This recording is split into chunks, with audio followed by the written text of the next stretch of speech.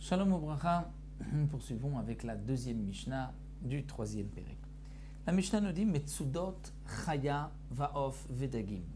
Des pièges pour attraper une bête sauvage, un oiseau ou un poisson, un filet qu'on a mis dans un bassin, ou dans la mer pour attraper des poissons, Shassan Me'erev Yom Tov, qu'on a placé avant Yom Tov. Est-ce que Yom Tov, on pourra prendre la bête sauvage qu'on a trouvée, la volaille ou l'oiseau ou le poisson qui se trouve dans le filet? Le Tana de la Mishnah nous dit non. Lo yitol me'em beyom tov. On ne pourra pas prendre le jour de Yom Tov, ela im ken yodea shnitzod u'merev Yom Tov. Sauf si on est sûr que le poisson a été déjà attrapé avant Yom Tov, ou que la bête sauvage ou que l'oiseau a été déjà attrapé avant Yom Tov. Sinon,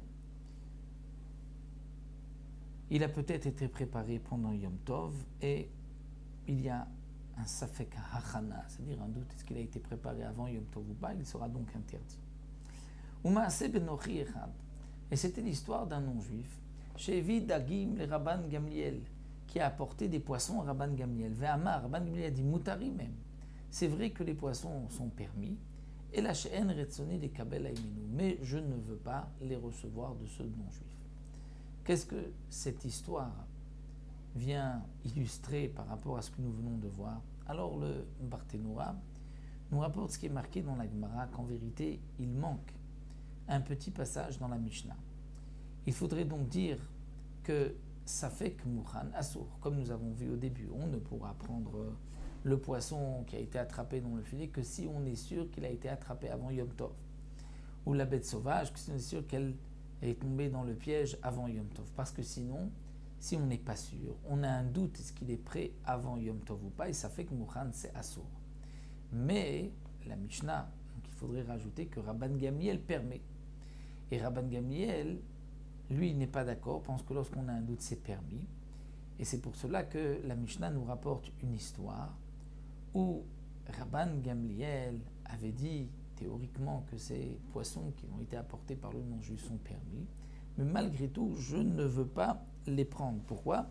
Parce que ce non-juif, je ne l'aimais pas, c'était son ennemi, donc il ne voulait pas que recevoir les poissons de ce non-juif, mais théoriquement c'était permis, parce que comme j'ai un safek, quand est-ce qu'ils ont été pris, donc c'est donc permis d'après Rabban Gamliel, mais il ne voulait pas les prendre. Mais c'est vrai que d'après Tanakama, c'est interdit, parce que nous avons un safek, est-ce qu'ils ont été préparés, donc prêts déjà avant Yom Tov ou pas, et c'est donc notre marloquette que nous avons vu dans cette Mishnah.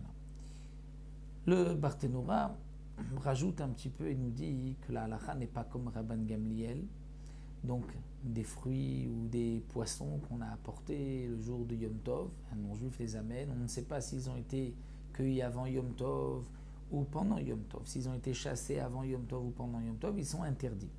Et s'ils sont interdits à la consommation, on ne pourra pas non plus les déplacer, ils sont mouktsé. Mais si on voit que le légume n'est pas si frais, il est déjà un peu abîmé, donc on est sûr qu'il n'a pas été cueilli aujourd'hui. Ou si on voit que le poisson vient de loin, parce qu'il n'y a pas de mer aux alentours, on sait que c'est un poisson qui a été pêché de la mer, et donc on est sûr que c'était d'avant Yom Tov, là c'est permis d'après Tanakama, parce qu'il n'y a pas donc de safek. Quelque chose qui a été apporté, rajoute le Barthénoura, quelque chose de près qui a été apporté d'en dehors du troum par un non-juif pour un Israël. Le Israël ne pourra pas le consommer le jour de Yom Tov, donc lui et sa famille, si le non-juif l'a apporté pour lui, mais un autre Israël pourra le consommer.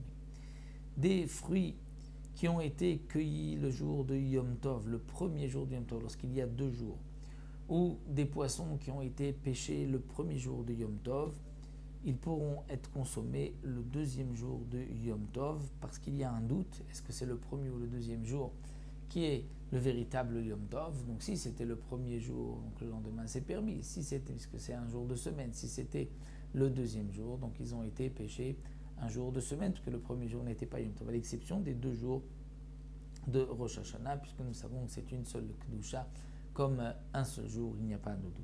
Donc voici pour cette Mishnah. On se retrouvera à Bezrat Hashem, une nouvelle Mishnah, nouveau sujet dans la Mishnah Gimel.